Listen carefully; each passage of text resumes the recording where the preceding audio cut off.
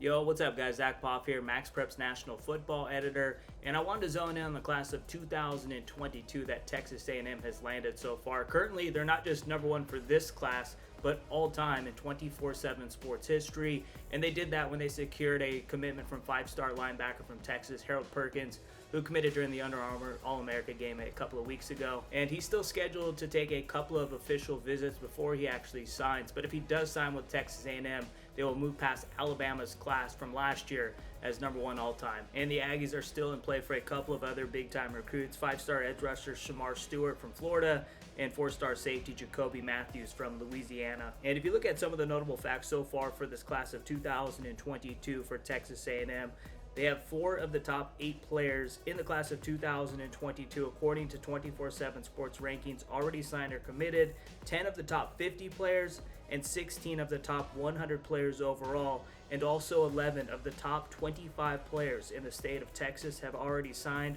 or committed with the Aggies. And I love what Jimbo's doing here with the defensive line. They got some big boys that can make some big-time plays in the trenches that I feel like are going to have a good chance to make an instant impact as freshmen next season.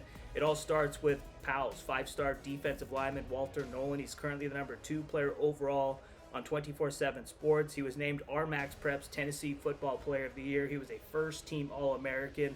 All he did during his senior season: 83 tackles, 33 tackles for loss, 17 sacks, 6 forced fumbles, and also rushed for 6 scores, and led Powell to their first ever state title during his 2021 season. Then you also got the number 8 player overall on 24/7 Sports, five-star defensive lineman Gabriel Brownlow-Dindy from Lakeland, Florida. 6'4", 280 pounds. The dude is an absolute freak coming off the edge, and he can line him up anywhere on the D-line. Five-star defensive lineman Anthony Lucas from Chaparral High School in Arizona. This dude was one of the most productive players in the state of Arizona and in the entire country.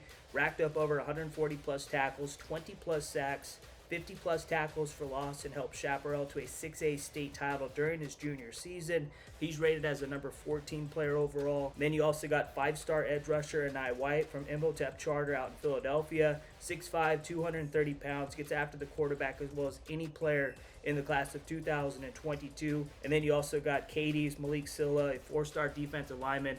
Made a huge impact for one of the best programs, not just in Texas, but in the entire country. And Jimbo Fisher's also got some ballers coming on the offensive side of the ball. It all starts with five-star quarterback from Bridgeland High School, Connor Wegman. He's rated as a number 3 quarterback on 24/7 Sports, number 22 overall. And he had a big-time high school career, threw for nearly 9,000 yards, 98 TDs over his last 3 years, and had 2,000-plus yards rushing and 25 more scores. Dude's a straight baller. I expect this guy to compete for the starting quarterback position as a true freshman. They also landed the number 1 wide receiver. If you don't count Travis Hunter as a wide receiver, he's listed as a cornerback. You got Evan Stewart, the number 5 player overall on 24/7 Sports.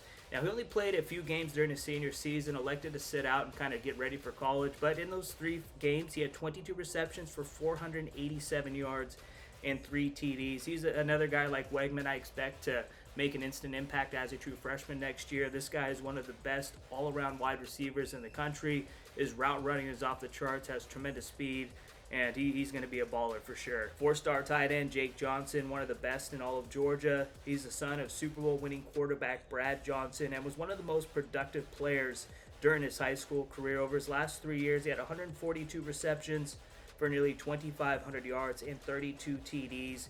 He's rated as the number 3 tight end on 24/7 Sports and number 74 overall. And then you got a couple of other big-time playmakers: 4-star wide receiver Chris Marshall from Fort Bend Marshall out in Texas, and 4-star running back Le'Veon Moss, one of the sauciest dudes in all of Louisiana. And I also love 4-star tight end Donovan Green. He's rated as a number 5 tight end from Dickinson High School. They also got some dudes coming in that are going to ball out in the secondary. 5-star corner Denver Harris from North Shore High School.